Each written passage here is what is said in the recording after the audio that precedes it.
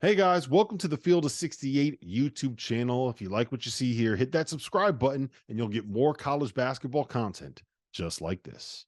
Kevin, what do you make of this climate right now? And this Las Vegas event appears that it could really shake the way that MTEs are done.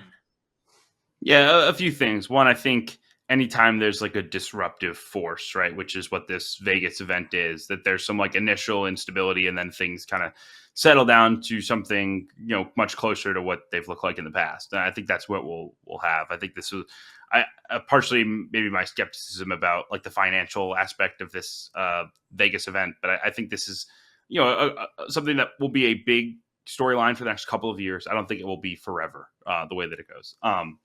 I talked to someone kind of bigger picture on MTs. I talked to someone who's very, very involved in scheduling at a high level that puts together some of the biggest games every year in college basketball.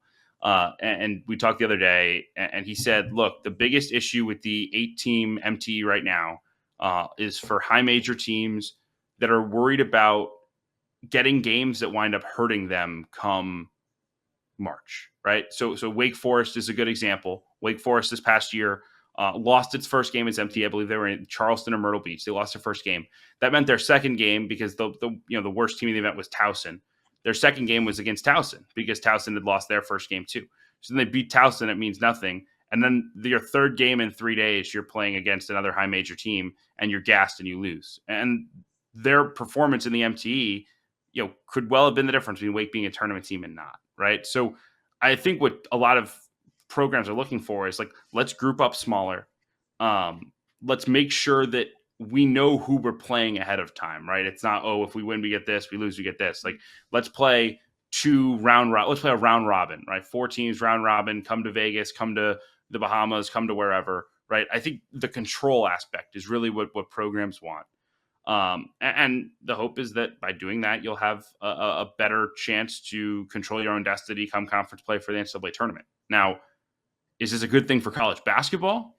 I think absolutely not, right? Because at the end of the day, the reason the NCAA tournament is such a hit and the rest of college basketball has to do all the work to keep up with that is competition and energy, right? Like the energy in the Maui gym competing for a championship is special, right? If we're going to start MTEs where the primary goal is to make sure your players get paid for the year, everyone's going to show up knowing that's what the primary goal is, right? If the MTEs are play 2 games, they're on TV, and that like funds the roster, I don't think that's going to provide any juice, right? Like we need Maui, we need the Battle for Atlantis, we need all the big tournaments across the country, right? We need those to set the stage for college basketball, produce high level moments early in the season to get people hooked.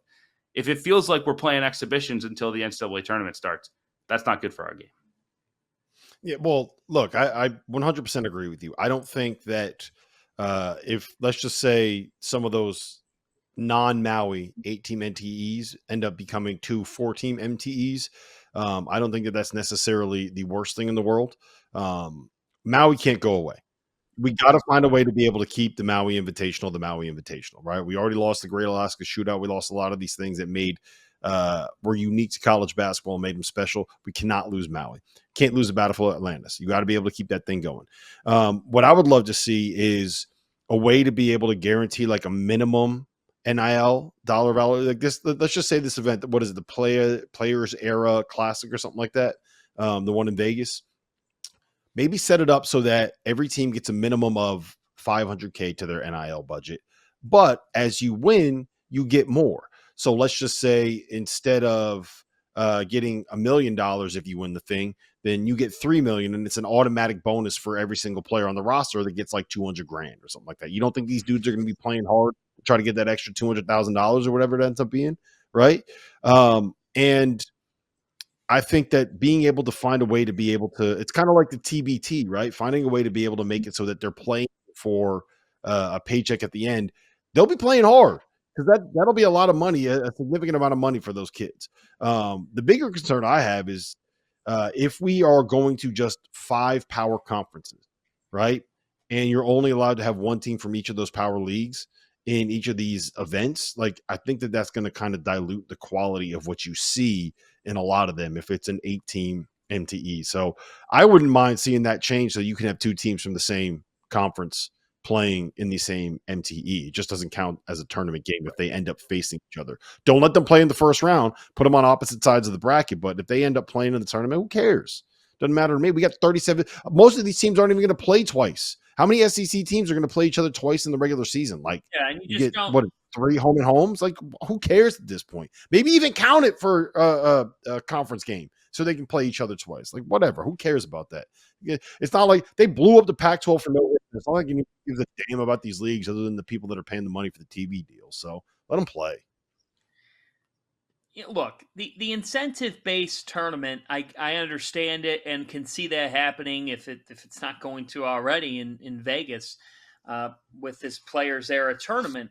But at the end of the day, like, players are going to play hard as well because they're in college, and for the players on these teams, they're trying to get to the next level.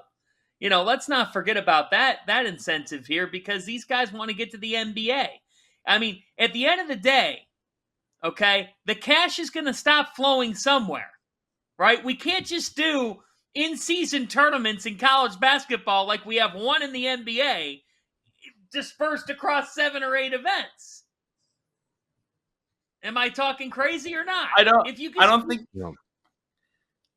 you're wrong, fan. I guess the one thing I would say is that if you tell college basketball players that they have to play 3 games in 4 days in Las Vegas and they lose the first one, and then then they can go out that night or they can go back to their hotel and watch film, guess what they're going to do?